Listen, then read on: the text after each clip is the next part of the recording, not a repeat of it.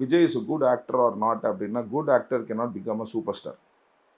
புரிஞ்சுங்களா? இன்னைக்கு ரஜினி நல்லா நடிப்பாரா, கமல் நல்லா நடிப்பாரான்னு கேட்டிங்கன்னா எல்லாம் கமல் தான் சொல்லுவாங்க. இன்னைக்கு விஜய் நல்லா நடிப்பாரா, விக்ரம் நல்லா நடிப்பாரான்னு கேட்டால் எல்லாம் விக்ரம் தான் சொல்லுவாங்க. But he is a good strategist. உங்களே விஜய் ஆக்குனாரு, அவரை விஜய் ஆக்குனாரு, இவரை விஜய் ஆக்குனாரு, என்னைய விஜய் ஆக்குனாரு. ஓகேங்களா? அந்த மாதிரி ஒருத்தர் இதுலேயும் வந்து சாமானியன் இதில் தோற்றத்தில் இறங்கினார் பார்த்தீங்களா? நம்மளே ஃபீல் பண்ண வைக்கிற போது தான் அது ஒரு சூப்பர் ஸ்டாராக வரும்.